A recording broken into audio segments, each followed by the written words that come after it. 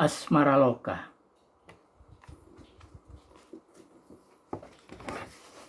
Batasmara padam. Sepucuk kartu pos tahu-tahu terletak di mejaku di sisi cangkir kopi. Dari siapa? Aku menoleh ke sejumlah arah. Aku hanya keluar sebentar, menerima telepon agar tak terganggu musik dalam kafe yang tidak begitu ramai itu. Sepintas tiada yang membangkitkan kecurigaanku. Hampir ku ingat isi ruangan seluas 10 kali 8 meter yang didominasi warna merah itu. Perlahan aku duduk mencermati kartu pos itu tanpa menyentuhnya. Kuperlakukan sebagaimana sebuah barang bukti kejahatan. Di kartu pos itu tertera tulisan mula-mula namaku dengan huruf kapital, di bawahnya nama studio tempat aku bekerja, tanpa perangko tentu saja, tetapi ada inisial 2 huruf yang belum mampu menghubungkan ingatanku kepada siapapun. OX. Ketika akhirnya aku balik kartu pos itu, 2 hal bersamaan memasuki indraku. Pertama, aroma parfum yang sangat kukenal, padahal sudah sekian tahun tidak bertemu pemakainya. Kedua, gambar kartu pos itu merupakan reproduksi lukisan berjudul Sepanjang Braga. Lukisanku. Tanganku terkepal kesal, ku cegat pramusaji yang sedang melintas. Apakah tadi ada seorang menaruh kartu pos di meja saya? Kartu pos? Pramusaji itu mengernyitkan keningnya. Aku membawanya ke meja menunjukkan benda yang kumaksud. Seperti dalam awal cerita detektif, sang pramusaji menggeleng. Dia sama sekali tak memiliki beban, menganggap pertanyaanku tidak perlu diusut lebih lanjut. Aku membanting kartu pos seperti sedang mengakhiri permainan domino dengan balak 6. Sialan. Aku melangkah ke toilet, ingin kulupakan peristiwa itu andai hidungku tidak menyambar aroma parfum yang melayang di gang menuju toilet. Nah, kutangkap kau. Sayang sekali, di persimpangan toilet pria wanita tidak kutemukan siapa-siapa. Dengan sabar, aku menunggu beberapa menit, lalu saat kudorong perlahan pintu toilet wanita terbuka, tidak terkunci, tapi kosong. Cerita boleh berhenti di sini, tetapi aku tidak sudi. Aku sedang membebaskan diri dari setengah lusin kesedihan dan kemungkinan besar kartu pos itu akan meninggalkan kesedihan paling besar. Aku pernah berhasil melupakan namamu. Engkau yang membuatku kaya raya di suatu saat, sekaligus memberiku rasa kehilangan berat. Semua lukisanku yang terkait dengan kenangan Jalan Braga diborong calon suamimu dengan harga sesuai yang tercantum, tanpa negosiasi atau menawar sama sekali, kecuali cara mengirimkannya ke Filipina.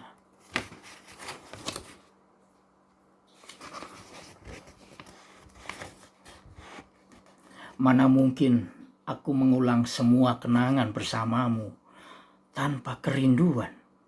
Membayangkan dirimu dipersunting Feliciano dan berpindah alamat ke Manila memerlukan bela sungkawa begitu lama. Aku selalu terlambat. Itu sebabnya aku tidak berhak menyalahkanmu. Duka pertama langsung disambung kenyataan yang membuatku terjebak pada posisi sulit karena semua kenangan kita menjadi milikmu. Sejumlah besar uang yang kuperoleh jadi memorabilia yang membeku dalam wujud lain. Kedatangan Ciara dalam kehidupanku menisik harapan sampai kemudian kami bersepakat membangun studio baru yang dikelilingi pepohonan pinus di atas Bandung. Aku yakin Ciara tahu sedang kubangun monumen lain yang selalu mengingatkan aku kepadamu. Mas, suara teman yang kutunggu lebih dulu terdengar. Mataku meninggalkan kartu pos misterius itu. Kupandang mula-mula jaket denim warna krem, kemudian pemakainya.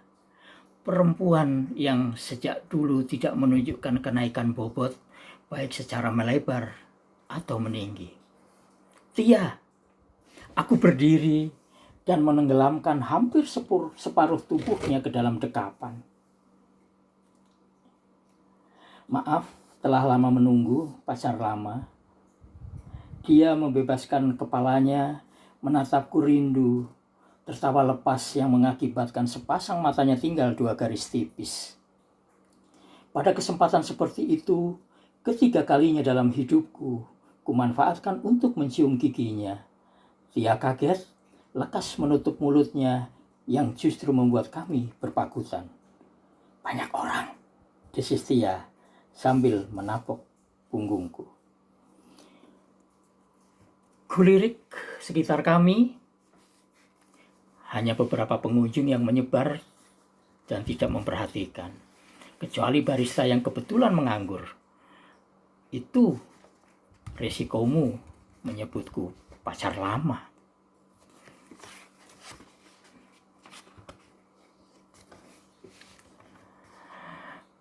Tia menyebutkan 3 nama pelukis yang memiliki sanggar dan kemudian aku mungkin bisa mengobrol dengan senimannya. Tentu bukan ke Museum Affandi.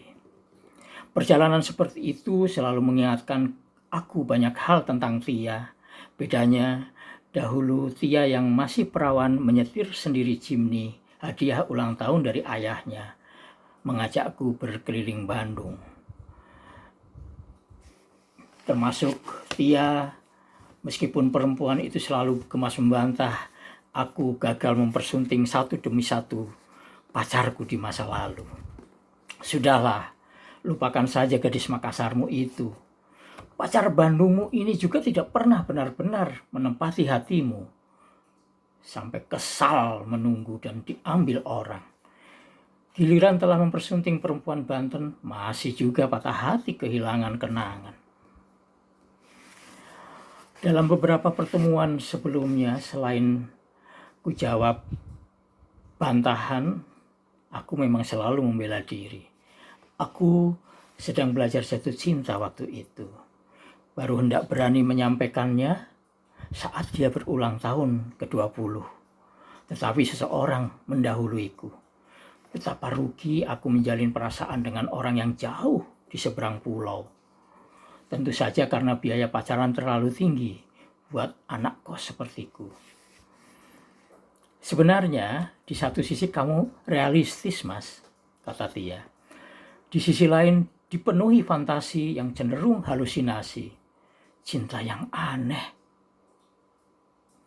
Bisa jadi Tia benar. Itu belum seberapa.